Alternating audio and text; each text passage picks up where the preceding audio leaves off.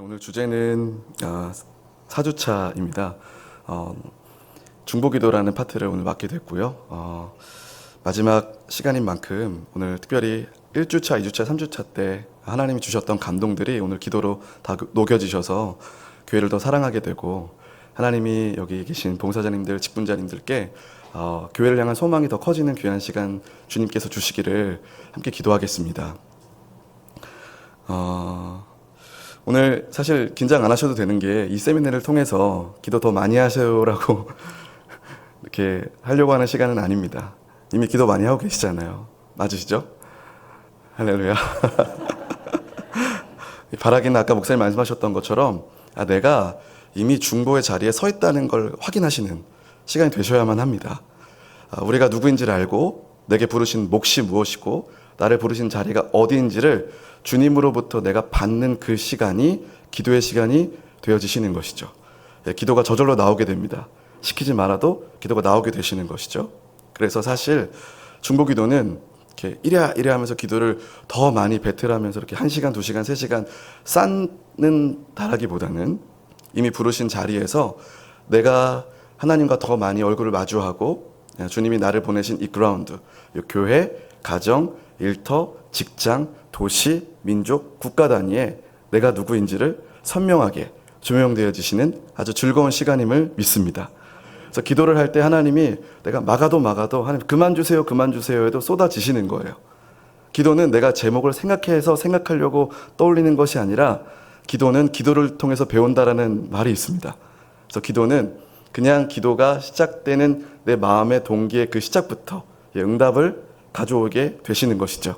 근데 거기에 더 기쁜 것은 우리에게 하나님이 섬길 수 있는 자리와 봉사의 직분 주셔서 우리가 무엇을 섬길지 고민하지 않아도 되시도록 우리에게 하나님이 축복의 자리를 마련해 주신 것 아니겠습니까? 우리가 봉사한다는 것은, 직분이라는 것은 내가 어떤 기도를 마땅히 해야 될지 하나님이 이미 그려놓으신 것이라고 믿으며 기도 시작하시면 제일 편하실 겁니다. 이제 지난 시간에 한번 보니까 1주차 때 소그룹, 2주차 때 경조, 3주차 때 교회학교를 다 이렇게 흘러오셨는데요. 사실 이번 마지막 주차 중보기도는 새 파트랑 조금 다른 느낌일 수도 있겠지만 사실 다 섬기는 것이죠. 소그룹은 관계로 섬기는 거라고 생각이 들었고요. 그리고 경조는 어떤 삶의 현장에서 섬기는 파트를 아마 고민하게 되셨을 것이고, 교회학교는 너무나도 중요한 다음 세대를 향한 섬김에 하나님의 어떤 생각을 다운로드 받는 시간들이셨을 거고요. 이제 4주차 때는 중보기도인데요. 요 중보기도가 사실 조금 더 다른 파트라고 얘기를 드렸던 이유는 이렇게 보이지 않는 섬김이기 때문입니다. 우리가 기도하는데 내가 더 많이 기도한다 이렇게 좀 얘기하면 좀 부끄럽잖아요. 그렇지 않으세요? 너 기도 몇 시간 하니? 이렇게 물어볼 수는 사실은 없지 않습니까? 눈에 보이면 네 그 자리에 서 있구나 하는데, 기도는 안 보이게 기도하도록, 가끔 교회 오면 항상 그 자리에 계신 기도자들이 있는 건 참 축복인 것 같아요. 그런 자들이 더 많아져서 교회 기둥이 되어져서 하나님이 이 도시와 민족 단위의 제목을 마음껏 주셔도 흔들리지 않고 기둥이 꺾이지 않는 그런 기도 제목들이, 이 기도 제목을 하나님이 이 송도 웨스트 소망교회에 많이 주시기를 축복드립니다. 기도 제목 많다고 부담스러운 거 아니시죠? 네. 그래서 사실 위에는 사실 좀 스킬이 필요하다는 생각이 듭니다. 지적 능력이 동의돼야 되고, 책줄 읽어야 되고, 관계 어떤 스킬도 많이 필요한데, 사실 봉사를 지속하게 하는 어떤 영적 엔진이 있다면 우리의 심장을 불태우게 하고 가슴이 뜨겁게 하고 내 생각과 마음 안에 있는 영적인 감옥에서 탈출시켜주고, 봉사하려고 그러면은 그 봉사 그 팀에 내가 마음에 안 드는 사람이 있어요. 이거 어떻게 해결하겠습니까? 내가 아무리 생각으로 동의해도 안 될 거야 안 되지 않습니까? 근데 기도해서 하나님이 말씀하시면 이 지긋지긋한 영적 감옥에서 탈출하는 거죠. 할렐루야. 탈출해서 거기에 묶이지 않는 자유한 상태에서 섬기게 될 수 있는 그 시작점, 기도라고 저는 믿습니다. 그래서 사실 봉사의 앞에 있는 모든 직분들을 우리가 지속하게 하는 힘은 사실 사람에게서 나올 수 없기 때문에 그 힘은 오로지 기도를 통해서 배워지시게 되시는 거예요. 사실 기도하면 제가 여기에 설 수 있는 자체가 되진 않습니다. 왜냐하면 기도를 뭐 책으로 수십 권 쓰신 분들도 계셨을 것이고 또 베스트셀러도 굉장히 많이 계시지만 제가 여기에서 여러분들께 잠시나마 기도에 대해서 나눌 수 있는 유일한 조건이 하나 단서가 있다면 기도를 통해서 배운다라는 그 믿음 하나 가지고 선 것뿐입니다. 그저 하나님이 저의 인생 가운데 어떻게 기도를 가르쳐 오셨고 저도 어렸을 때부터 지금 이 연령과 또 이 사역을 진행하기까지 또 앞으로도 계속 하나님이 나의 기도를 어떻게 사용하시고 어떤 기도로 내 교회를 돕고 이 국가 단위의 기도를 하나님이 함께하기 원하시는지 계속 배움의 즐거움이 있어요. 질문 하나 드리고 싶습니다. 봉사자들을 보면 공통된 고백이 있는데요. 봉사 해도 끝이 있습니까? 없습니까? 사실 많이 없습니다. 그 교회학교 교사 선생님들 근속 20주년, 30주년, 40주년 상 주시는 거 알고 계시죠? 그때 명예롭게 은퇴한다고 하신 분도 참 많으시던데 영적 거장을 잃는 것 같은 그런 너무나도 아픈 경험을 교회들이 가끔씩 하는 것 같습니다. 이제 나도 좀 쉬어야죠 하는데 사실 오랜 동안 청소년들을 위해 기도해 주시고 영적으로 하나님의 마음을 받아서 했던 그 30, 40주년의 그 교사 선생님들이 기도로도 옆에서 더 열심히 해주신다면 더 힘있게 되는데 보통 안 끝나시지만 나 여기까지 수고했습니다. 후배들에게 물려줍니다라고 하지만 저는 붙잡습니다. 앉아 계셔서 뒤에서 기도라도 해달라고. 왜냐하면 이 영적인 이 시야와 이 스케일이 다르지 않습니까? 과연 봉사의 끝이 있는가? 결론은 좀 이따 내도록 하겠습니다. 제 나름대로의 결론인데요. 또 봉사자분들 중에 이런 얘기들을 많이 하신 분들이 계세요. 기도해야 되는데 기도할 힘이 없다 이렇게 얘기하실 수도 있어요. 왜냐하면 저희가 기도만 합니까? 사실 저희가 삶도 살아야 되고 직장과 일터 가운데 나도 내가 뭘 하는지 모르는 그 상황 속에서 하나님을 해야 되는데 이게 기도로 내가 녹여져야 되는데 기도까지 안 흘러오는 거죠. 기도에 대한 정의도 필요한 것입니다. 그래서 사실 봉사자님들은 게을러서 기도하지 않는 경우보다 사실 너무 성실하고 너무 열심히 하기 때문에 기도를 뒤로 밀어내는 경우가 훨씬 많다고 생각이 들어요. 맞죠? 왜냐하면 기도로 때우는 걸 아직 안 해봤고 체질이 안 됐기 때문에 기도하면 주님이 일하실 수 있는 마음의 여유와 자유와 평강으로 사실은 더 얼굴도 웃는 상태에서 환한 상태에서 사역하면 너무 즐거운데 지금 일이 안 되는 걸 보니까 뒤에 내가 투입이 돼야 될 것 같아. 내가 빨리 뭔가 일을 해야 될 것 같아. 그래가지고 성실해서 너무 내가 신실해서 기도보다 이거 먼저 하고 해야지 하는 경우가 훨씬 많지 않습니까? 그래서 질문이 드는 거예요. 교회를 저희가 섬기지 않습니까? 근데 혹시 시간 남아서 교회 섬기시는 분 계십니까? 아무도 안 계십니다. 여기 다 바쁘신 분들이죠. 근데 왜 섬기십니까? 하나님의 영광을 구하기 위해서. 맞으시죠? 하나님 너무 사랑하셔서 맞으시지 않습니까? 이 세상 교회 특별히 직분자라고 하신다면, 봉사자들이라고 하신다면 시간 남아서 오신 분들 한 분도 없을 것입니다. 어떻게 내가 주님 만났었는데, 내가 주님 그 경험한 그 사랑 때문에 여기까지 끌려오셨는데 그 다음 스텝을 어떻게 나가야 될지 몰라서 정체된 것 같아서 이 봉사가 끝이 오나 두려움 속에 교회 생활을 하기도 하고 섬기기도 하는 것 같습니다. 그렇게 하다 보면 사실 기도가 더 쉬워지세요? 아니면 어려워지세요? 어려워지는 것 같지 않으세요? 왜냐하면 기도가 너무 많아져요. 교회에서 중보기도 이렇게 책자 같은 거 나눠주신 적 혹시 있으십니까? 그러면요, 한두 명 기도 제목이 아니에요. 가끔 기도 제목 받아보면 뭐 성도님의 기도 리스트 받아보면 30개, 40개를 허덕. 거기다가 때로 목사님께서 우리 열방을 위해 기도합시다 그러면 기도 제목이 또 쌓여요, 레이어가. 북한을 위한 기도 제목 쫙, 중동을 위한 기도 제목 쫙. 쌓이면 숨 막힐 것 같다라는 생각이 문득 들게 된다는 거예요. 아니요, 기도는 어려워지지 쉬워지진 않는 것 같아요. 왜 그럴까요? 교회에서 기도할 때 기도해야 되는데 이게 내가 어디까지 책임일까? 이런 생각도 좀 드실 수도 있어요. 나는 교회 학교니까 교회 학교만 기도 열심히 해야지. 나는 다른 봉사니까 봉사 이쪽만 열심히 해야지. 라고 생각하는 건 제가 한번 생각해봤던 생각이라 여러분들이 하신 게 아닙니다. 제가 아무리 고민해봐도 저의 솔직한 제가 섬겼던 저의 기도 패턴은 여기에 갇히게 되더라고요. 어떤 자유한 기도가 아니라 계속되는 기도가 아니라 가다가 꺾이고 언젠가 주님이 들으시겠지로 그냥 나도 모르게 그냥 쇼부를 치는 그런 기도가 전부가 되는 것 같아요.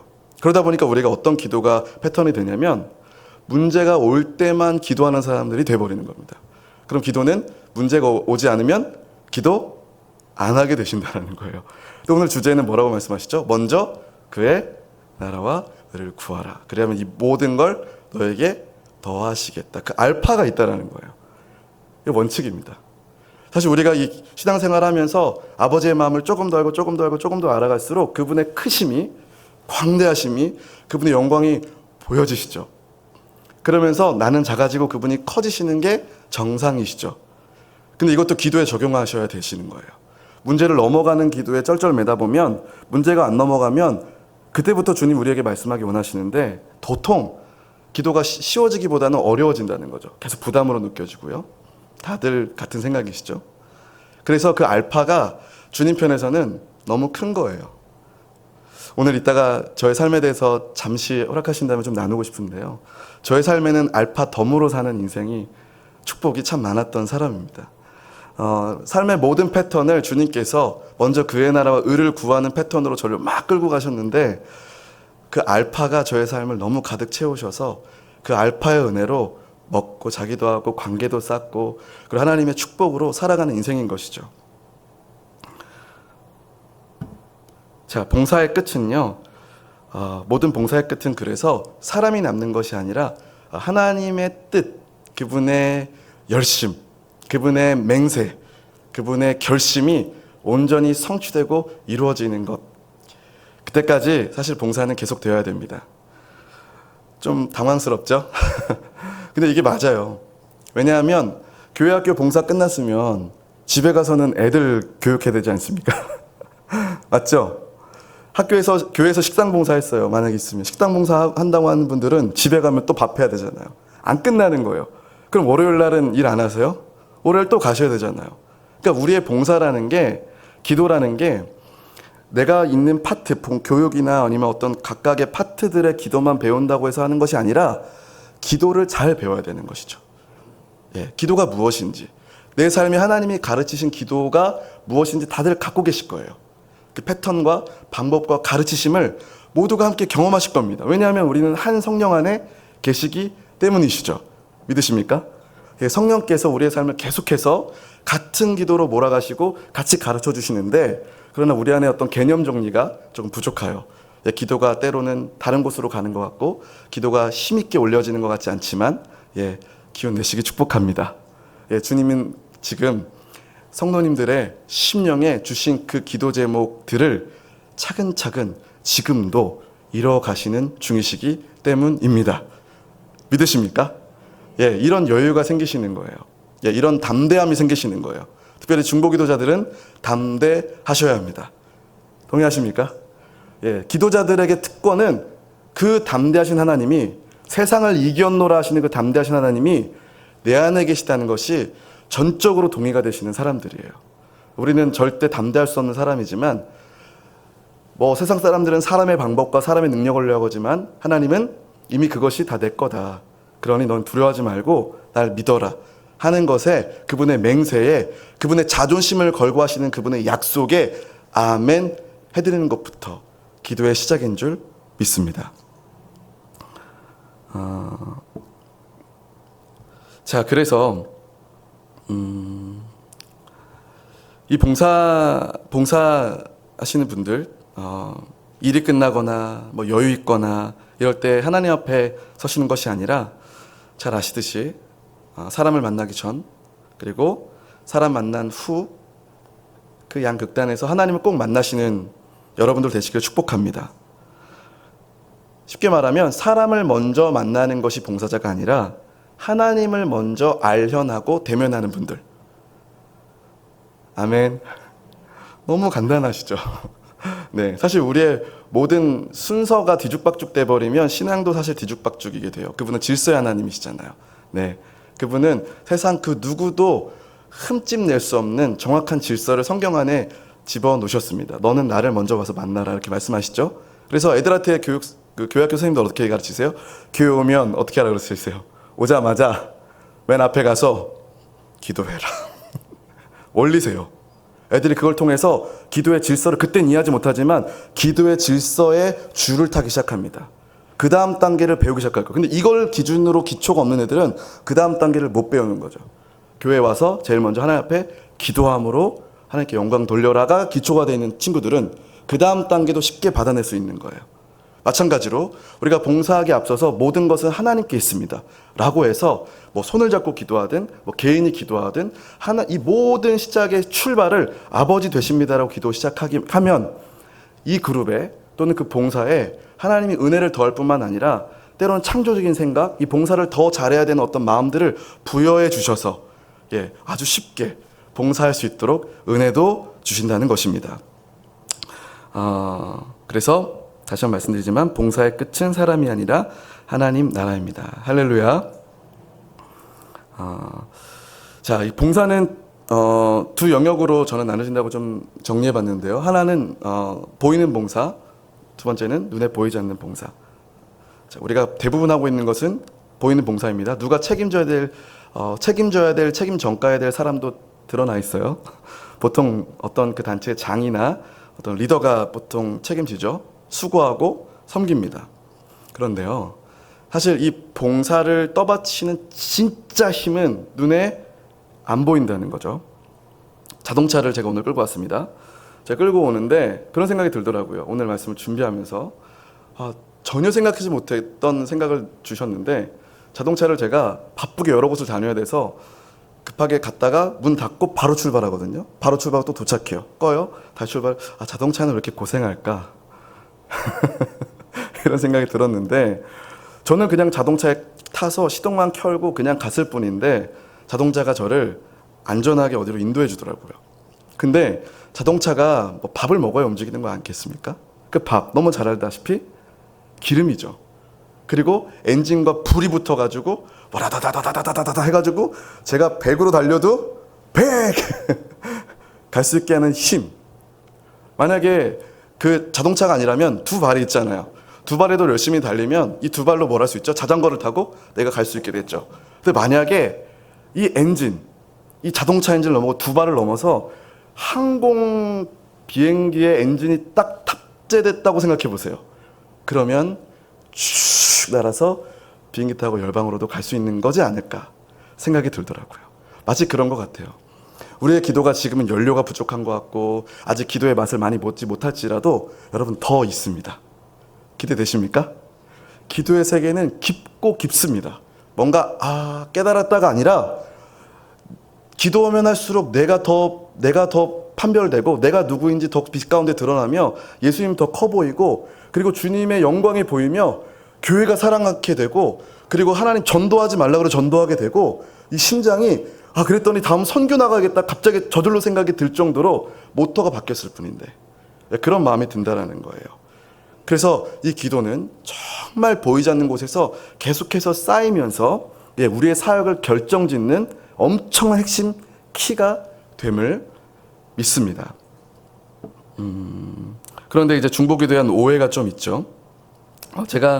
저도 기도를 많이 하려고 최대한 노력을 하는데요. 중보기도 하시는 분들 이런 생각을 많이 하시더라고요. 어떻게 하면 중보기도자가 될 수 있습니까? 라고 질문을 많이 하십니다. 근데 이제 제가 나름 기도하면서 저도 이런 질문을 해보고 중보기도가 뭘까 책도 많이 보고 세미나도 많이 다녀봤지만 사실 중보자가 되느냐는 질문부터가 제가 잘 몰랐었고 저에게 그런 답을 해준 분들이 별로 없었던 것 같아요. 그러니까 중보기도자가 어떻게 되느냐라기보다는 지금 당신이 중보기도자인 걸 아십니까? 라고 되물으셔야 됩니다. 어떻게 하면 중보기도자가 될 수 있습니까? 아니라 주님을 우리 안에 영접한 그 후부터, 거듭난 후부터, born again 한 후부터 성령님이 내 안에 계시기 때문에 이분의 기도의 열정이 얼마나인지 상상할 수가 없다라는 거예요. 다만 내가 기도를 우저우저 어떻게 할지 모르니까 이게 변형이 안 되고 더 발전이 안 될 뿐이지, 그분의 마음이 내 이 단단한 두뇌를 깨고 못 들어오고 모든 생각과 우울함과 원망 가운데 갇혀있는데 마음이 아직 자유하지 못할 뿐이지, 성령님께서는 우리 안에 먼저 이 묻어진 생각을 깨시고 우울한 이 마음을 깨셔서 완전히 주님 앞에 굴복된 사람이 되어 우리를 기도의 자리로 데리고 나오시더라고요. 그래서 아무리 힘들어도 기도는 해야지 라는 마음이 들게 하시는 것도 주님이 주시는 마음이시더랍니다. 그래서 내가 중보 기도자인 것을 먼저 아는 것. 그래서 하나님은 기도가 필요한 자리에 우리를 반드시 보내십니다. 그래서 몇 가지만 좀 나누고 오늘 중보 기도에서 실제적인 것들을 좀 나누고 싶은데요. 중보 기도하면 어떤 이미지가 떠오르는가? 몇 가지 생각해 봤는데, 첫 번째, 오래 기도해야 된다. 이렇게 생각하는 분 계세요? 기도하면 오래 기도해야 된다. 저는 처음에 저희 어머니로부터 기도를 배웠기 때문에, 저희 어머니는 한 번 기도하면 밤새 기도했던 분이셨거든요. 그래가지고 저는 당연히 그래야 된다고 생각했던 사람입니다. 근데 도통 저는 10분이 기도해도 어렵더라고요. 주여! 맨날 새벽 기도 데리고 나가셨거든요. 그럼 옆에서 열심히 기도하는데 저는요, 주여 하다가 몸이 베베 꼬여가지고 옆에 자고 있어요, 이렇게. 그리고 한동안도 기도를 오래 해야지만 주님이 지성이면 감천인 것처럼 그런 마음에, 영혼의 감옥에 사로잡혀 있었습니다. 근데 오래 기도하면 좋습니다. 근데 문제는 처음부터 배부를 수 없다는 걸 몰랐던 거예요. 제 어머니의 기도의 시간은 처음부터 그렇게 오래되지 않았던 걸 제가 나중에 인터뷰를 통해서 알았습니다. 어머니 좀 제가 도대체 어떤 인생을 살아오신 건가 한번 제가 취조를 했던 적이 있었거든요. 저 어머니 성함을 말씀해 주십시오. 어차피 천국 가면 자매잖아요, 그죠? 네, 형제 자매니까 한번 이분을 자매님으로서 제가 한번 내가 좀 밝혀드려야겠다 생각이 들었습니다. 또 이런 분 계십니까? 눈물이 있어야 된다. 제가 볼 때 어떤 분이 웃으면서 기도하는 분이 계세요. 제가 이거에 대한 오해가 있었던 게, 저희 어머니 맨날 울면서 기도하셨거든요. 교회만 오면 근데 거기에 꼭 제 이름이 들어갔어요. 동혁 이렇게 기도하면서 항상 저는 문제아로서 이렇게 알려진 것 같았어요. 근데 어느 날 보니까 웃으면서 기도하는 분이 계신 거예요. 영혼의 괴리가 느껴졌습니다. 저게 진짜 기도인가? 어떻게 웃으면서 기도할 수 있지? 아니요, 꼭 눈물이 있어야만 기도하는 건 아니더라고요. 즐겁게, 평안하게, 때로는 강력하게 영혼에 하나님을 향한 중심이 나를 기도하게 하셔서 좋은 생각들이 떠올르고 회복하시겠다는 생각이 떠올리면서 때로는 눈물이 꼭 있어야 되는 건 아닌 걸 깨달았습니다. 그러면 또 이런 건요. 특별한 사람만 해야 된다. 이런 분들이 종종, 여기 계신 중직자분들은 아니시지만 젊은 분들은 좀 많이 계세요. 목사님이 다 하시잖아요. 목사님이 제 기도를 하시잖아요. 기도 열심히 하는 엄마는 잘하잖아요. 이렇게 얘기해요. 맞는 얘기일까요? 아니죠. 시간 많은 사람이 기도한다. 이건 더더욱 아니죠. 어떻게 가당치나 합니까? 너무 바쁘기 때문에 기도하는 사람들이 굉장히 많죠. 그래서 빌 하이비스 목사님이 쓰신 책 제목이에요. 너무 바빠서 기도합니다. 시간이 너무 많아서, 또는 존 웨슬리 같은 목사님들 또 책 보면 이런 기도의 용어를 쓰신 분들 굉장히 많으세요. 나는 너무 바빠서 하루에 2-3시간 기도하지 않고는 그 하루를 처리할 수가 없다. 제가 이해가 안 됐거든요. 근데 시간이 갈수록 동의가 되면서 그 기도의 무게에 눌리게 됩니다. 하나님이 내 삶에 얼마나 관여하시고 내가 만나는 관계와 사역과 일터에 하나님이 개입하신다라는 게 깨달아진 순간, 그리고 한 번은 때로는 힘들어 보고 망해봐야 주님이 내 삶에 직접 개입하시고 내 기도를 받기 원하신다가 깨달아지더군요. 그래서 시간이 바쁠수록 기도하는 타임을 잡고 있습니다. 그래서 지금 올해는 이제 1월 지나갔잖아요. 연말에 저는 40일 동안 산에 올라가서 꼭 기도하기도 하고요. 아기 재우고 제 아내랑 저는 번갈아 가면서 매일마다 기도를 하는 타임을 갖고 있거든요. 기도 없으면, 혼자 하기 좀 힘들면 그 기도 특공대 있잖아요. 주변에 친한 분들 계시죠? 언제든지 나랑 기도하자라고 하면 튀어나올 수 있는 2-3명만 있어도, 그렇죠? 기도의 불이 활활 타오를 수 있는 그런 좋은 분들을 제가 살고 있는 그곳에서 지금 아내가 만나서 이렇게 밤에 혼자 기도하는 게 아니라 3-4명씩 모여서 한 1시간씩 기도하고 들어오더라고요. 여유 있어서요? 그것도 아닙니다. 애기 다 재우고 늦게 1시간 자면 또 힘들다 하더라고요. 지금 저는 4살 아이, 1살 아이가 있는데요. 정말 존경합니다. 어떻게 그렇게 그 안에서 신앙생활을 하셨는지요.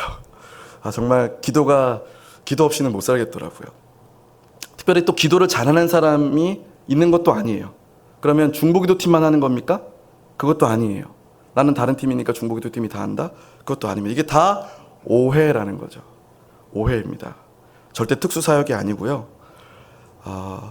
중보 기도자라는 사람들은 말을 많이 하거나 팀으로 조직된 사람들이 아니라 자리를 지키는 사람들. 따라해볼까요? 자리를 지키는 사람들. 그러면 여기 계신 분들 중에 나는 교회를 너무 사랑해. 교회에 대한 생각이 되게 많아. 그러면 교회의 자리를 지키셔야 됩니다. 그러면 하나님이 제일 많이 생각하는 사람들에게 기도 제목을 내려주신다는 거예요. 그것이 기도가 되어서 나의 사역의 환경을 어레인지 하시거나 확장하시거나 조정하시는 시간이 있어요. 기다림의 시간을 통해서 하나님이 새로운 사역의 물꼬로 나를 인도하실 때가 있거든요. 교회 학교도 그렇고요. 우리가 하나님이 말씀하시는 그 자리에서 서 있으면 하나님은 반드시 말씀하시는 분이십니다. 많이 들으며 사역하시길 축복합니다. 그래서 봉사자님들, 재직자님들은요, 다른 누구보다도 기도를 돕고 지원하는 사람들이 아니라 기도로 이 교회의 기둥을 떠받치고 있는 분들이신 거예요. 이거 동의하시죠? 사역 혼자 하는 거 아니신 거 아시죠? 모든 지체들이 함께 하지만 이 모든 사역의 바탕 그 밑에 기도가 떠받치고 있어서 어떤 풍파와 시험 드는 일들과 이게 아무리 폭포수처럼 떨어와도 거뜬히 버텨가지고 쓰러지지 않는 교회. 오히려 공격이 올수록 강해지는 교회. 분별이 되는 교회. 자원하여 마음이 터져 나오는 그런 교회. 기초는 기도입니다. 그래서 이 중보 기도는요, 제가 스스로 정의하자면 하나님의 마음을 함께 나누고 받고 짊어지는 거예요. 저는 짊어진다는 표현을 좀 좋아합니다. 왜냐하면 짊어진다는 것은 원래 내 것이 아니었던 것들을 내가 받아서 내가 함께 가는 거잖아요. 좋은 마음이죠. 선한 마음이죠. 주님이 이런 마음에 대해서 굉장히 기뻐하십니다. 여러분, 주님과 친하면 도움 많이 받습니다. 할렐루야. 예, 주님과 친밀하시면요, 주님의 도움의 알파가 굉장히 크세요. 근데 그분의 짐까지 짊어지시면 내 삶에 형통이 있습니다. 여러분, 그리스도인들은요, 고난이 없으면 즐거워하는 사람들이 아니라 고난이 없으면 고난으로 들어가는 사람들이 그리스도인들이에요. 동의되십니까? 원형이 사도 바울이세요. 사도 바울은 자기가 그런 대접을 받지 않아도 고난으로 들어가서 주의 영광된 생각과 비밀들을 나눠 받으시죠. 그것이 기도가 되게 하십니다. 교회를 살리는 거예요. 누가 고난받았을 때 때로는 뭐 다니엘 기도회 같은 거 가면 막 고난받는 사람들 오면 어머 나는 고난받아 좋아 이런 마음들보다는 하나님 제가 있어야 될 스테이지는 어디입니까? 제가 어떻게 부르심 받기 원합니까? 고민하다 보면 내가 너무 지금 아니라고 있었다라는 어떤 포지션들을 주님이 가르쳐 주세요. 갑자기 내가 교회학교 교사라면 갑자기 힘들어하는 청년에게 학생에게 전해야 된다는 생각이 들기 시작하는 거예요. 여러분 이거 고난입니다. 쉬어도 되는데 전화 한 통 걸어가지고 투정 들어주는 거 쉽지 않아요. 근데 여러분 이렇게 우리의 사역이 확장되고 스케일이 커지면서 이 부담이 실제가 되는데 기적이 일어납니다. 여러분 기적 많이 체험하고 계신 줄 믿습니다. 그 기적이 가정에서, 개인의 인생에서, 교회에서, 일터와 국가 단위의 기적을 보게 되신 겁니다. 그래서 기도는 깊어지고요. 여러분 우리 주님의 스케일은 좀 넓으세요. 그래서 나만을 넘어서서 먼저 그의 나라 의를 구하라는 것은 너 것은 내가 책임질 테니 너 것은 내가 잘 만들어 갈 테니 이제부터 나의 짐을 짊어지고 내가 기도하는 내가 보고 있는 그 영역에 나의 마음을 좀 받아라. 그래서 기도는 부담입니다. 때론 죄송해요 이런 표현 써서요. 조금 짜증날 때도 있습니다. 화가 날 때도 있어요. 계속 여러분 예수님 믿는 건요 기쁘지만은 않죠. 그분의 애통에 나도 애통에 동참해야 되니까요. 그렇지만 웃는 법을 개발하는 겁니다. 힘들 때 오면 주님이 나에게 은혜 마사지 시켜주셔가지고 예배 후에 얼굴이 환해져 가는 거. 주님의 전략이지 않습니까? 맞죠? 예, 기도를 통해서 내가 주님 앞에 쏟고 나면 내 기도의 스케일도 높아지고 주님 문제를 해결해 주시는 것도 보게 되는 거예요. 이제부터 여러분들의 개인의 삶에, 가정에, 교회에 하나님의 기적됨이 선물로 풍성하시기를 축복합니다. 남들에게는 10년에 한 번 있을까 말까 하는 기적들이 그리스도인들에게는 자주 있는 거예요. 그래서 그런 사람들이 자주 얘기합니다. 친구들이 저에게. 야, 너 그 우연 같다라고 하는데 우연이 너무 자주 일어나는 거죠. 거의 매일 일어나기도 합니다. 저는 기도 노트를 쓰고 있기 때문에 이 기도 노트에다가 매일 수첩을 쓰는 것들이 돌아보면 다 체크 표시되어 있는 걸 보고 깜짝 놀라는 거죠. 그럼 제가 기도를 멈출까요? 아니죠. 계속해서 주의 영광과 그날의 확장을 통해서 그 다음 기도가 들어오게 되고 그 다음 기도가 들어오게 되는 담대함이 생기시게 되는 거예요. 혹시 마음에 어떤 답답함과 우울함과 시험에 드신 분들 계십니까? 어느 영역에 영혼의 감옥에 갇힌 분들 계십니까? 주님이 자유케 하시기를 축복합니다. 그 자유함으로 더 깊은 기도의 시간으로 들어가셔서 주님이 나를 어떻게 치유하실지, 어떻게 회복하실지, 나의 가정, 나의 개인, 내 직장과 우리 일터에 어떻게 관심이 있으신지 많이 들으시기를 주님의 이름으로 축복해요. 그래서 저는요, 하나님이 저에게 기도를 가르치시고 기도하게 하시고 또 기도를 통해서 저를 빚어가셨거든요. 그래서 기도 인생이라고 하면 좀 너무 외람됩니다. 그렇지만 제가 기도 인생이라고 얘기할 수 있는 이유는 제가 주님 만난 이후로, 주님 만나기 전도 그렇겠지만 주님 만난 이후로 기도에 끌려가든지 그 다음에 기도의 자리에 제가 제 발로 가든지 기도를 찾아가든지 간에 그 기도의 저의 역사 가운데 하나님도 열심히 저와 함께 해주셔서 저라는 사람이 이제는 기도하지 않고는 하나님의 일을 할 수 없도록 저를 감옥에 갇혀두셨습니다. 열이 봐도 저리 봐도 하나님만 보게 되는 그런, 어떻게 보면 기도의 감옥에 갇힌 거라고 저는 생각하거든요. 그래서 저는 어떤 무게 있는 자리에 놓일 때마다, 사실 저는 여기에 오늘 소개된 저의 직책은 SWM이라는 우리 담임 목사님께서 부이사장님으로 계시는 실크 웨이브 미션이라는 곳에서 디렉터라는 직함을 갖고 있는데요. 저에게 직함이라는 것은 기도의 감옥입니다. 내가 뭔가를 맡았으면 다른 것부터 보이는 게 아니라 또 기도시키는구나. 그래서 저는 어떤 다른 제안이 온다 그러면 항상 긴장해요. 기도해야 되니까요. 그러나 기쁘게 기도를 감당할 때 주변 사람들이 변하고 기도에 동참하게 되고 기도의 체질로 변하고 하나님의 영광을 돌리는 그 영광스러운 천국의 기쁨이 이 땅에서도 이루어지는 것들 함께 보시고 여러분 적용하시기를 주님이 축복합니다. 저는 개인적으로 잠시 제 개인적인 얘기를 좀 나누겠습니다. 저는요, 부모님 역시 모태신앙은 맞으세요. 근데 부모님 아버지 둘 다, 아버지는 좀 예수님을 덜 믿으셨고요. 어머니가 좀 세게 믿으셨어요. 저희 어머니는 결혼을 조건으로 결혼하게 되셨어요. 예수 믿는 조건으로. 아버지가 멋져 보였다나 뭐라나, 결혼해야만, 요새 교회 다녀야만 결혼해준다라나 뭐라나, 뭐 그런 모르는 얘기가 있는데, 아무튼 저희 어머니가 그렇게 예수님 잘 모르지만 3대가 교회 다녔던 그 가정에 시집을 오셨습니다. 그럼 저도 자연스럽게 예수님 믿게 됐는데, 저희 어머니가 예수님 믿어버렸는데 제대로 믿어보신 거예요. 그래서 뭐 40일 금식 해보셨나요? 전 안 해봤거든요. 몇 번 하셨어요. 물하고 소금 먹는 거죠. 진짜로 하시고, 왜 그렇게 하셨을까? 왜 그렇게 하셨을까?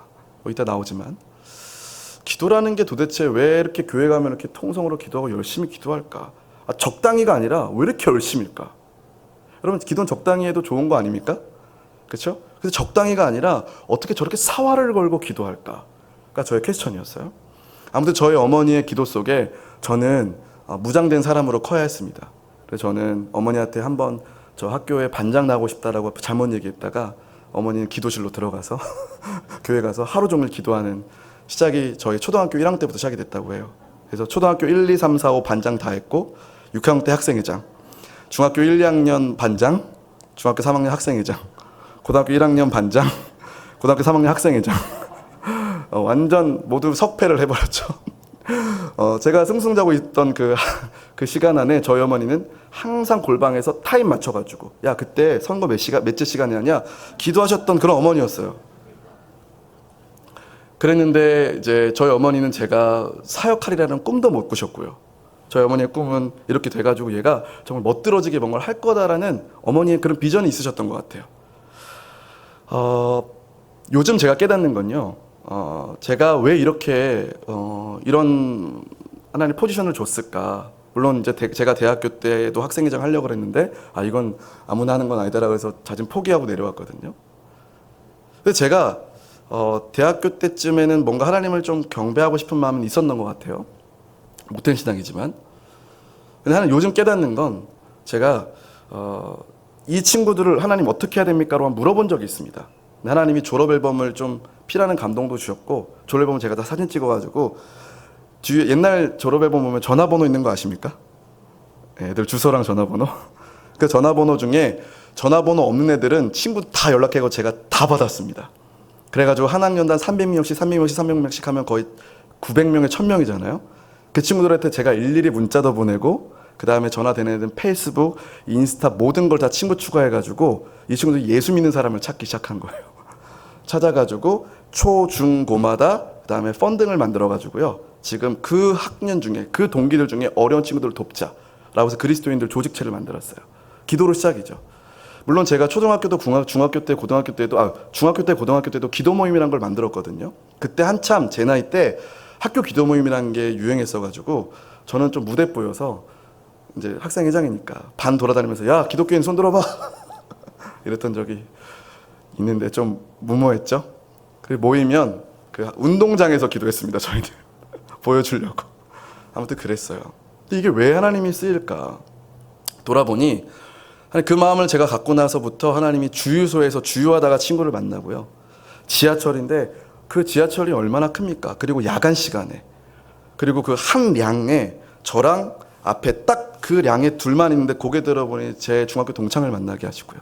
제가 병원에 가서 진료를 보는 그 사람이 저희 중학교 동창을 만나게 해주시고요. 의사가. 이렇게 하면서 잘 걸렸다. 너가 저 헌금하면 되겠다. 이렇게 해가지고 그 친구들에게 펀딩의 재정들을 모으게 해서 이렇게 해서 지금 기금을 운영하는 친구들이 따로 있습니다. 그때 하나님 저에게 또 좋은 마음을 주셨는데 그땐 제가 이게 무슨 마음인지 모르지만 여러분 청소년들 청년들은요 정말 생각이 상상력이 무궁무진합니다. 맞으세요? 이 상상력을 무시하시면 안 됩니다. 할렐루야. 제가 고3 때 목사님이 전도 대상자 명단을 가지고 종이를 내준 적이 있으시거든요. 거기다가 몇 명 전도할 걸 쓰라는 명단이 있었던 거예요. 근데 이게 되든 무모하든 너 미쳤냐라고 하든 제가 500명을 썼거든요. 다른 목사님도 뭐 10명이 제일 많았던 건 저 500명을 썼어요. 근데 제가 500명을 한다고요. 거의 10여 년 이상 걸렸습니다. 그게 계속 생각이 남더라고요.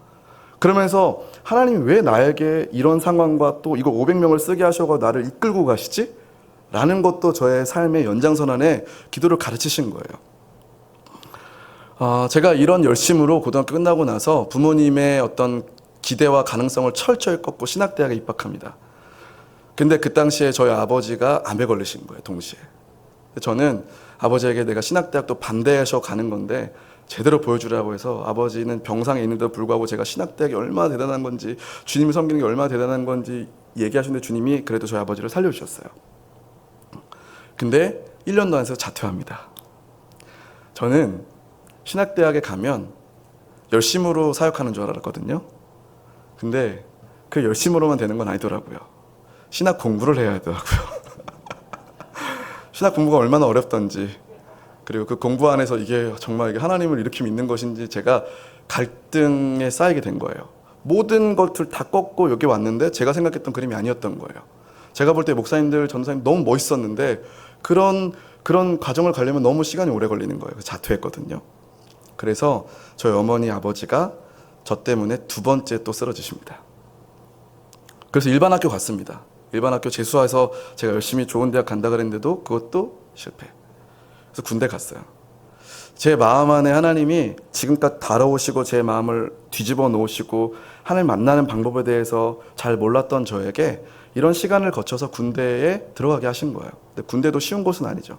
조교로 들어갔습니다. 조교로 들어가서 멋있는 조교가 되고 싶었어요. 그래서 불륜병! 했는데 제 별명이 설경구였거든요. 소리 질러도 하나도 안 무섭다고. 훈련병 하는데 좋은 그냥 조교로 남자라고 하는데 문제는 제 후임이었어요. 지금도 이제 밝힐 수 있는 건 제 직속 후임이 현대가 사장 아들이었거든요. 근데 그 아들이 저랑 굉장히 기질이라기보다는 제가 하는 거에 다 꼬투리만 잡던 친구였었거든요.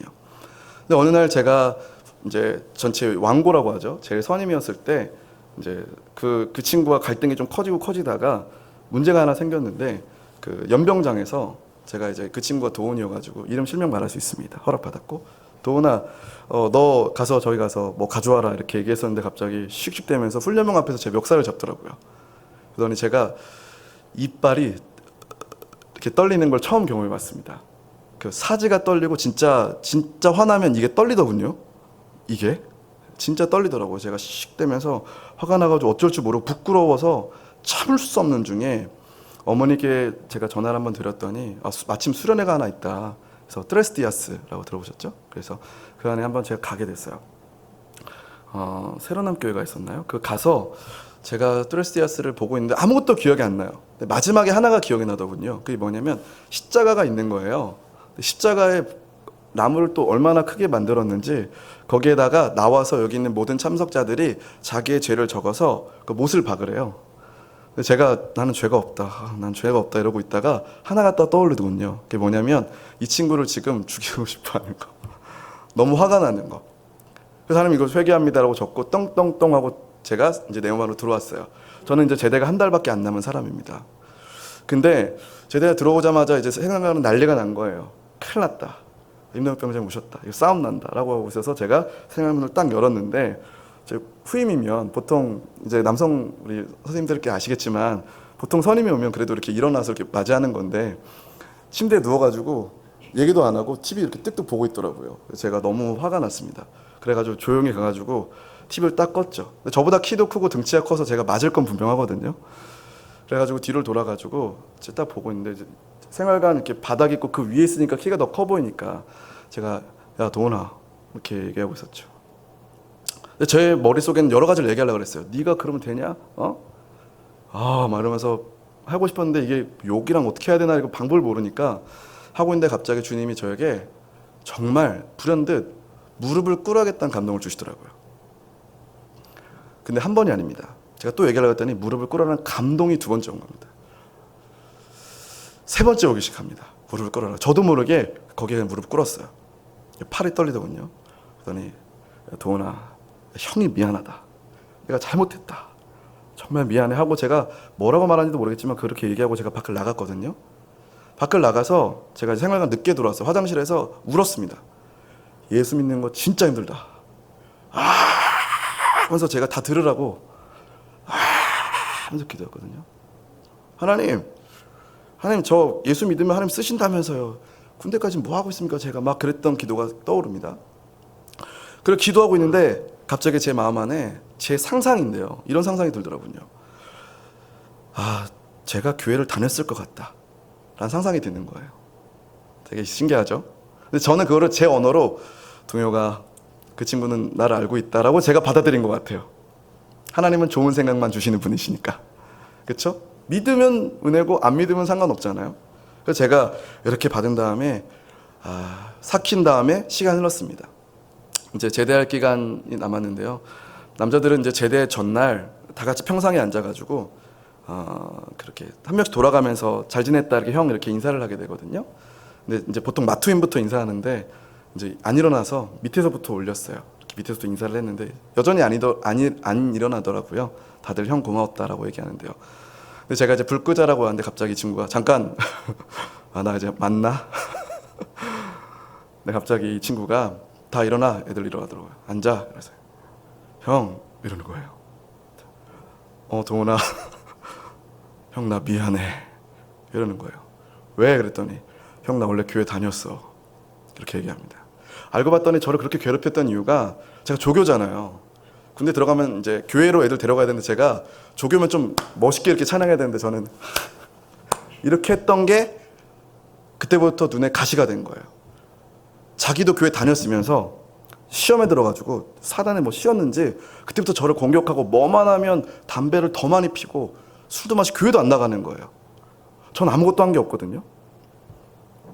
자, 저는 그때 이제 보통 조교들은 같이 교회를 다 데려가니까 얘는 뭐 교회를 다닐 생각 못했죠. 그렇게 악독한 애가 어떻게 예수를 믿어?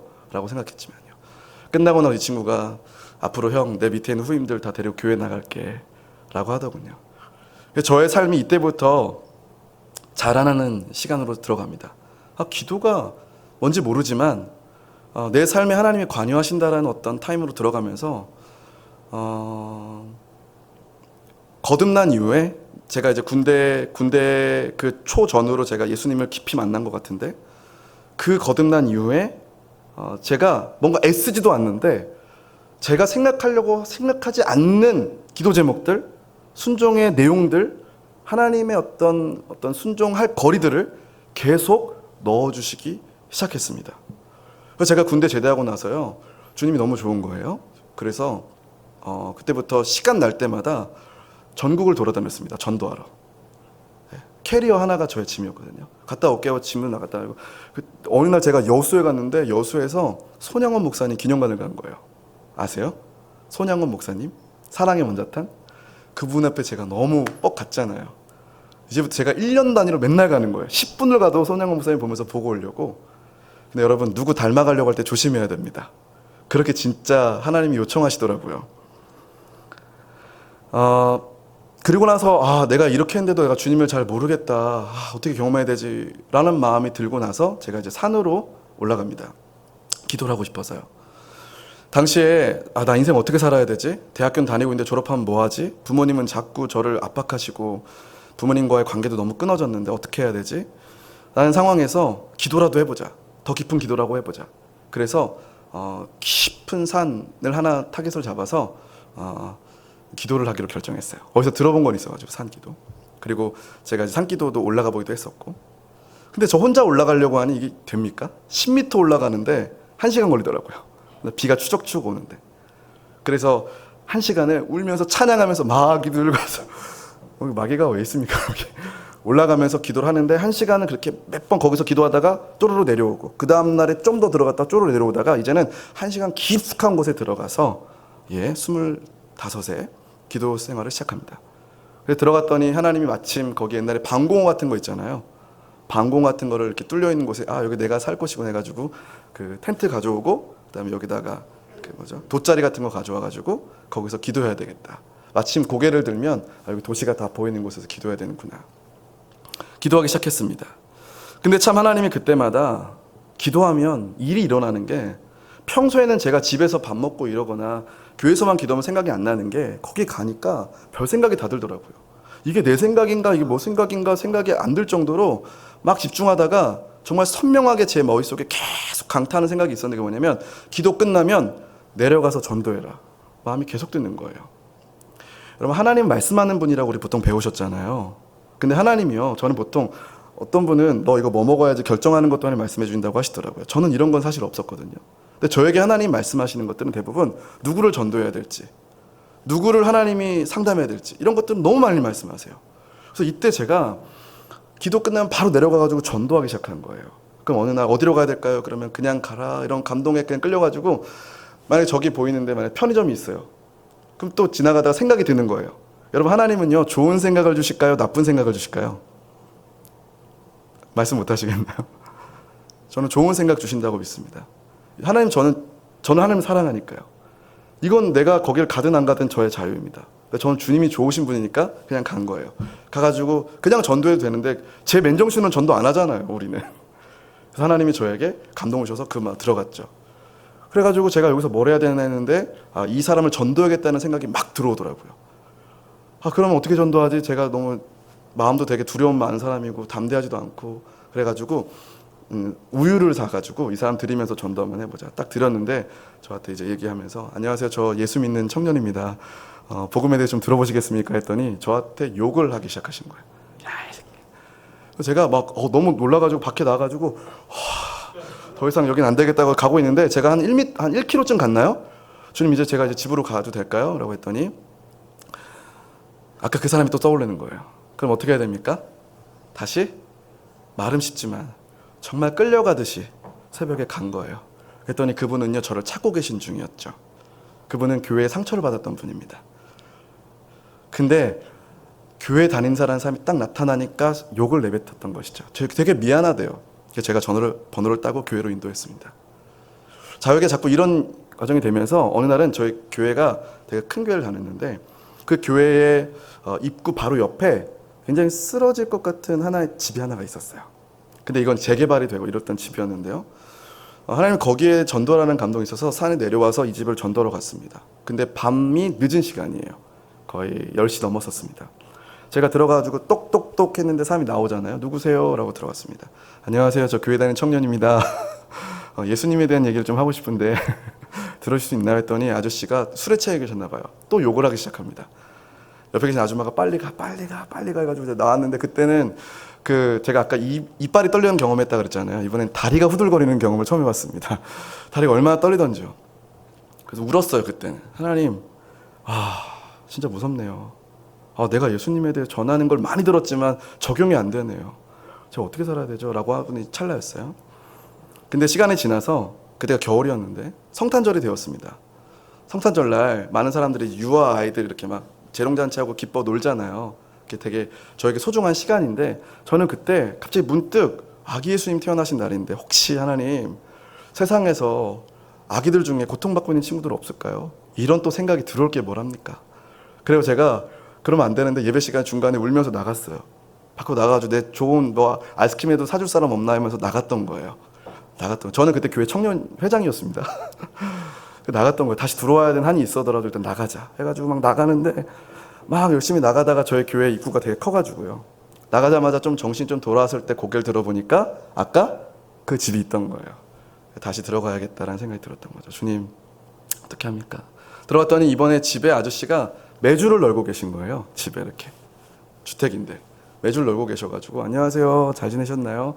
저 예전에 아저씨가 저에게 욕하셨던 청년입니다. 이러니까, 야, 넌 욕하는데도 또 오냐? 내 조카가 목사다야. 그러니까 너는 그래도 와라. 내가 여기 이 사람들 전도하라 그랬는데, 내가 여기 사람들 아무도 오지 말았는데 너는 와라. 그러시더라고요. 그래서 제가 그런 줄 알았죠. 들어가니까 그 옆에 방으로 들어가니까 두 명의 아이가 있었는데, 한 아이는 머리에 이가 가득가득한 이 헤드셋 되게 큰 걸 끼고 있었던 초등학생 아이가 있었고요. 문을 들어가서 이렇게 문을 하나 딱 열어서 보니까 초등학생 아이가 각기병에 걸려가지고 똥기저귀가 막 나들고 있는 그런 집이었어요. 근데 제가 좋은 마음 주셔서, 선생님, 제가 이 아이들에게 성경 공부해도 좋나요? 너는 와라 해가지고 제가 이사 가기 전까지 성경 공부를 한 경험이 있었어요. 이렇게 제가 살다 보니까 아버지와 갈등이 반드시 있을 수밖에 없었죠. 기도 잘못하면 큰일 납니다. 근데 아버지가 자꾸 저에게 강요하셨던 건 이거예요. 신대원 가라. 야, 그러려면 진짜 정확하게 그 신대원 가가지고 목사 안수 받아라 라고 하시는 거예요. 근데 저는 그때만 해도 하나님이 나에게 정확하게 인도하시지 않으면 난 못 갑니다. 난 기도해 볼 겁니다. 그래도 기도해 볼 겁니다라는 그런 시간이 있었던 것 같아요. 그래서 산에서 기도하면서 하고 있던 그 찰나에 이제 기도를 하고 있는데, 그때가 이제 신대원 입시 원서 쓰기 이제 3주 전이었거든요.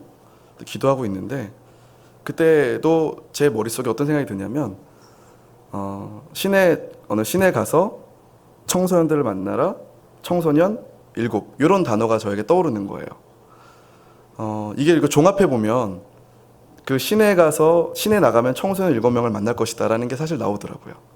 여러분, 제가 지금 얘기하는 게 저의 개인 얘기하는 게 아니라 하나님께서 주제와 재료들을 주신다는 걸 설명하고 싶어서요. 이해되시죠? 제가 그게 떠오르는데 이거를 그냥 없애도 되고 순종해도 되는데, 저희 그 교회에서 주님 말씀하신 지역까지 걸어가면 2시간입니다. 제가 걸어가기로 결정한 거예요. 야, 내 인생 어떻게 되는지 주님이 책임지시겠다. 하나님, 전 두렵습니다. 제 인생 책임주세요 하고 간 거죠. 근데 마침 거기에서 교회에 나오는 전도사님이 저를 태우셔가지고 거기까지 빠르게 인도됐습니다. 가보니까 정말 많은 사람들이 이제 추워가지고 11월이니까 다들 이제 놀고 계시더라고요. 근데 저 앞에 청소년 5명이 보입니다. 근데 한 명은 여기 반이 문신되어 있던 애고요. 오토바이를 끌고 있고 그 신분증을 위조하고 있던 중이었어요. 그래가지고 5명인데 여자애들 2명하고, 안녕하세요. 이러서, 안녕. 나 교회 다니는 형이다. 야, 밥 먹고 싶은데 밥 사줄까? 이러고 있었는데, 아까 제 생각에 떠올랐던 7명이 아니라 5명이었잖아요. 그래도 괜찮다라고 생각하고 있는데 갑자기 거의 리더 아이가, 내가 빼빼로 되었습니다. 빼빼로 산 애들 어디 갔어? 몇 명인데 2명이라고 얘기하더라고요. 그러니까 7명이 채워진 거죠. 그게 기적이든 아니든. 제가 그 당시 애들 앞에서 무릎을 꿇었어요. 울었어요. 주님이 날 잊지 않으셨구나. 내가 주님의 눈에 들었구나. 주님 날 기억하시는구나. 라고 해서 저의 첫 사역이 신대원 들어가겠다고 아빠한테 얘기했어요. 왜냐면 아버지가 제가 산에 올라가기 전에 너와 자녀의 부녀의 부자의 인연을 끊겠다라고까지 말씀하셨거든요. 그게 중요하셨나 봐요. 왜냐면 제가 자꾸 걷길로 가는 것 같으니까. 그래서 저가 신대원에 입학해요. 그리고 제가 그 친구들을 돌보면서 사역을 시작하는 것이 저의 처음 시작이 됩니다. 양떼를 돌봐라. 한 명 한 명을 먹여라. 그리고 이 아이들을 살려라. 생명을 살려라가 저의 시작이 된 거예요. 그때부터 하나님은 소개팅 전문가시잖아요. 사람을 막 붙이시는 거예요. 기도가 되니까 하나님이 뭐 마약하는 애들, 술 먹는 애들, 동거하는 애들, 별 애들을 다 붙이십니다. 결론은 제가 내야 되는 거예요. 오는 애들 제가 막아설 권리가 없는 거예요. 하나님의 양떼는 내가 막아설 권리가 없습니다. 그저 내가 서 있어야 될 곳은 이들 내게 맡기셨다는 것과 내가 이들과 함께 살면서 기도해 주시는 거죠. 이런 저를 보면서 저희 어머니가 굉장히 힘들지 않으셨겠습니까? 저희 어머니가 평생 중보기도 하시는데 저희 어머니는 기도 노트가 5개 박스 있으세요. 이렇게. 여러분 지금 늦지 않으셨습니다. 어머니 여러분 늦지 않으셨어요. 기도는 쌓입니다. 기도는요 적으시면 되는 거예요. 보라예요. 저희 어머니는 고등학교밖에 안 나오셨고 그리고 상업 여자고등학교 해가지고 그냥 일하면서 고등학교밖에 못 나오신 분이시거든요. 공부시켜달라 그랬다가 어머니가 그 할머니가 나가 뒤져라 해가지고 어머니가 기차역에서도 죽으려고 하셨던 분이에요. 근데 주님이 계시다면 나를 좀 살려보세요라고 해가지고 어머니가 좀 하셨던 분이에요. 근데 어머니가 예수님 믿어보니까 제대로 믿으셨던 거죠. 근데 어머니가 처음 예수님 믿고 기도 제목으로 처음 삼았던 게 가족 구원이었대요. 이렇게 예수님이 좋은데 우리 가족들이 다 구원받아야지. 그래서 지금은 약 45명 됩니다. 근데 어머니가 그때부터 기도를 시작하신 거예요. 금식도 사실은 세계 열방을 위해 기도하지 않으셨습니다. 교회랑 가족 구원 딱 2개만 하신 거예요. 기도 제목에 매일마다 기도 제목을 구원하신 거예요. 제가 근데 그래서 결국에는 지금 저희 가정 전체가 예수 믿거든요. 저 같은 목사가 나왔고 장로가 3명이고 그 다음에 하나님이 계속 가문의 역사들을 바꾸는 걸 보세요. 물론 그 가문의 역사의 끝에는 하나님 영광 돌리기 위한 것인 줄 믿으시죠? 예, 하나님은 낮은 자들을 일으키셔서 주님께 영광 돌리는 분이십니다. 그래서 하나님이 이 가족 구원을 부르시면서 어머니는 원래는 막 오방색 천과 뭐 장군신들 있는 그 집에서 6남매 첫째로 기르셨는데 제가 기억나는 장면은 어머니가 기질이 세세요. 그래가지고 그 가정에 그 할머니 집에 가면요 이거 다 치워버려 하면서 그걸 다 몽땅 깨버리는 장면을 제가 카메라처럼 딱 기억합니다. 근데 만약에 저희 이모들 같은 분들을 사용하셨으면 저희 가족 구원 다 못했을 텐데 저희 어머니가 하나님만 믿어야 된다. 그래가지고 무조건 해가지고 제가 이제 이모님들 다 모셔가지고 저희는 그 가족 수련회를 하거든요. 가문 수련회라고 얘기해요. 저희 엄마 쪽과 아버지 쪽을 다 모으는 가문 수련회라고 하죠. 근데 그때 그걸 위해서 제가 다 인터뷰를 딴 거예요. 저희 어머니가 신앙생활을 어떻게 하셨는가 전 몰랐는데 과간이더만요.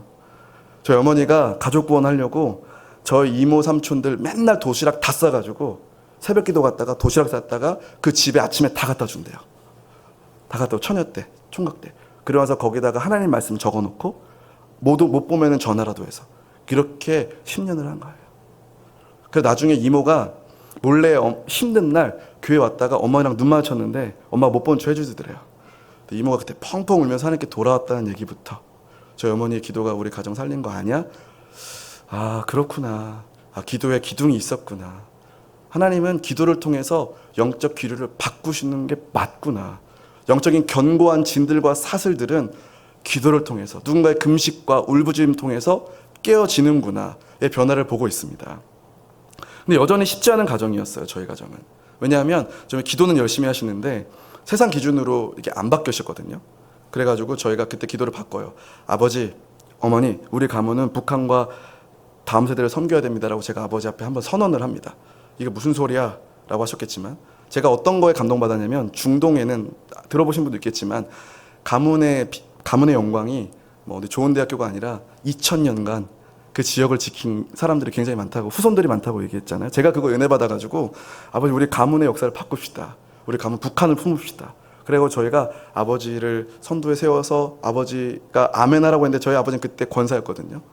감리교이기 때문에 권사인데 그리고 나서 한 달도 지나지 않아 저희 아버지가 장로로 피택이 됩니다. 저희 아버지가 장로가 되실 분이 아니시거든요. 성경 1독도 안 하셨고 새벽기도 잘 안 나가세요.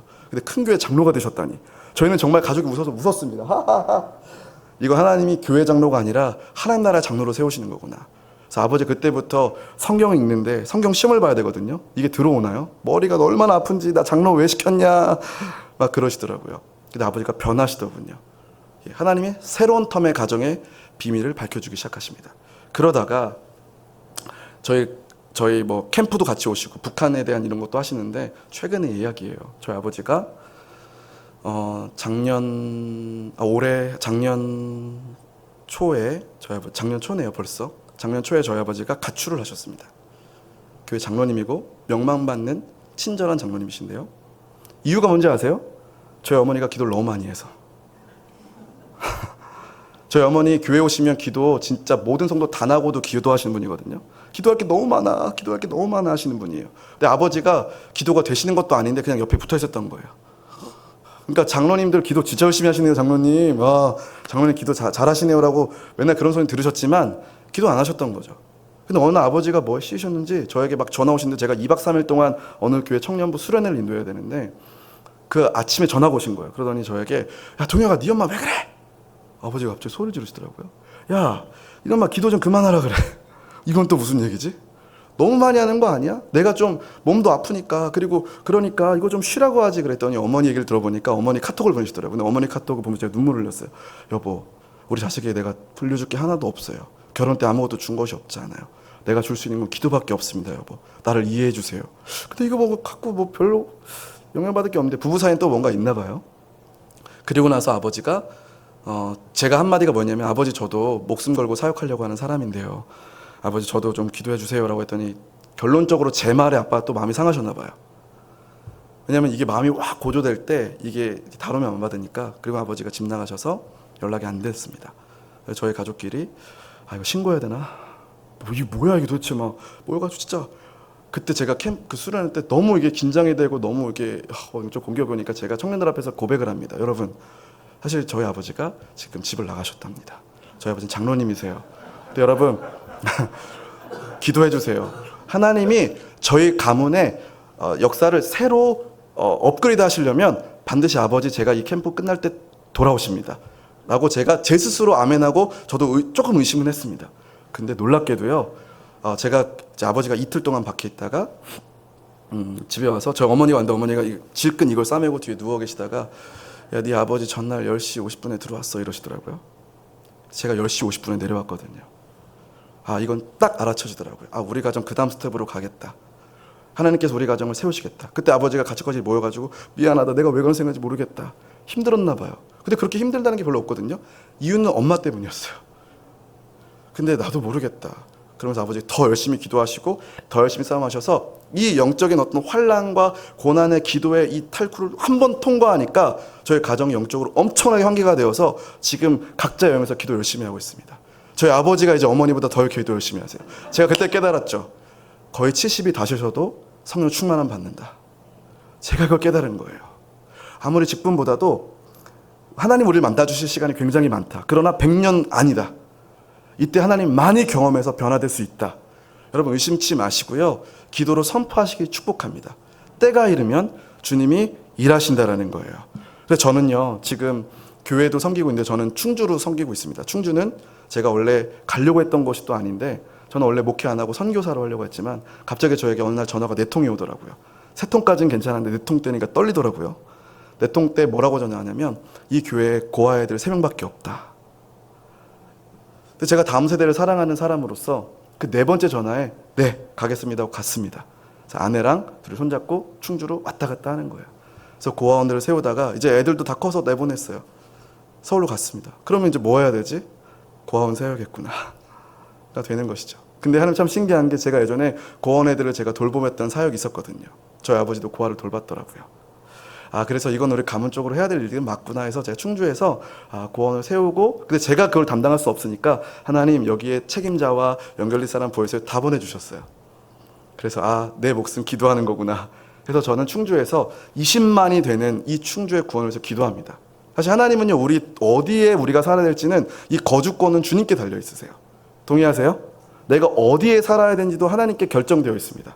저와 아내가 결혼해서 신혼부부 때도 줄로 구워서 우리 생활 반경을 딱 정해서 딱 찍었는데 이 지역에 살아야 되는데 저희가 돈이 없었거든요. 근데 저희 장모님이 어느 기도 모임에 가셨다가 거기서 만난 어떤 사모님이 자기 집이 안 나간대요. 그게 어딘데 바로 여기 시영에 있는 포동이라는 곳이거든요. 신현역. 우리 집이 신현역에 있어. 딱 맞아떨어지지 않습니까? 그래서 저희가 거기 산 거예요. 지금 여기 제가 안산에 살고 있는데요. 안산은 10년 전에 세월호가 있던 곳입니다. 슬픔이 있는 곳. 제가 다음 세대를 기도하는 사람으로서 여기에 그냥 젊은이들을 좀 위로하고 또 기도하는 걸 주님의 마음으로 기도를 배우자 하는 마음으로 살고 있습니다. 하나님은요, 우리가 살고 있는 이 지역, 개인, 가정, 교회, 지역, 국가를 하나님이 우리와 함께 나누기 원하세요. 믿으십니까? 하나님은요, 아브라함에게 소돔의 결정권을 주세요. 사실 소돔과 고모라에 살고 있던 사람들에게 결정권은 없었습니다. 하나님은 이 도시의 운명권을 그 땅에 살지도 않는 아브라함에게 제안하세요. 이 도시 어떡할까? 아브라함과 나누시죠. 여러분, 이 도시 안에 사는 것에 대해서 담대하시길 축복합니다. 이 도시의 운명권과 국가의 운명권이 그리스도인들에게 달렸다는 것을 믿으시길 축복합니다. 그래서 기도가 스케일을 높이셔야 되는 거예요. 그냥 가정과 개인의 단위를 빨리 올리셔야 되는 거예요. 그래서 먼저 그의 나라와 의를 구해라.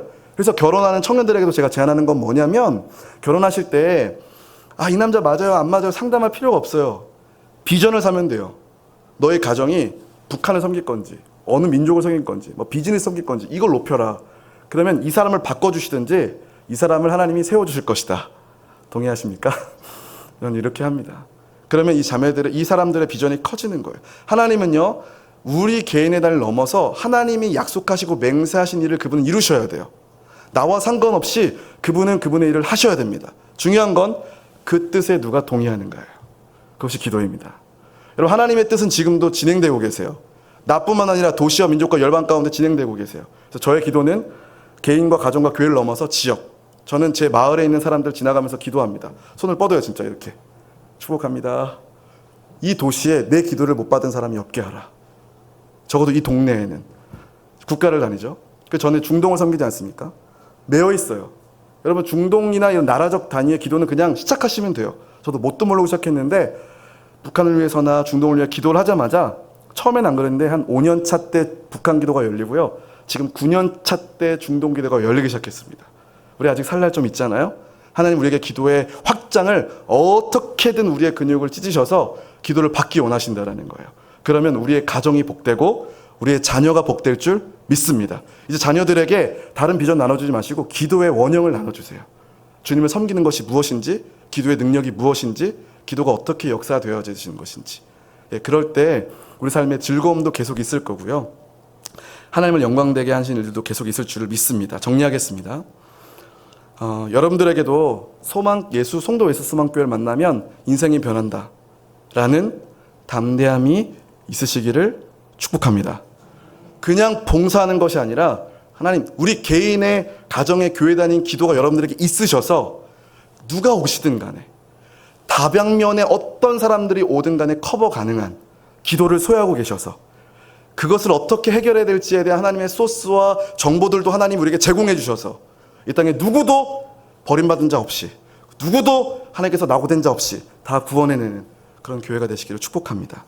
중보는요, 선택이 아니라 부르심이에요.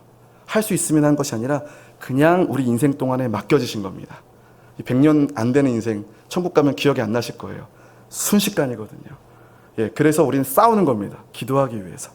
이미 거듭나서 내 것이 하는 인생, 주님과 함께 이 평안한 곳에서 하나님이 우리에게 기도도 할 수 있고 교회도 주신 이 자리에서 아직도 고난받고 억압받고 있는 저 민족, 최근에는 제가 인권운동가들에게도 연락이 오셔가지고 같이 기도하고 있거든요. 그럼 소식이 엄청나게 많은 소식들이 있더라고요. 구금된 사람들, 전 열방에 구금된 사람들이 기도가 오는데, 성노예 착취, 필리핀의 10분의 1이 성노예로 팔리고 있대요. 아이들이요. 그 중에 0세에서 3세가 9%래요. 이런 실질적 데이터를 가지고 저희 기도 제목 보내주시니까, 사진 보내주시니까, 막 학대당한 거 보여주니까 눈물이 나더라고요. 이제 저의 기도가 상승되어서 자녀들에게 내가 기도를 너도 물려준다.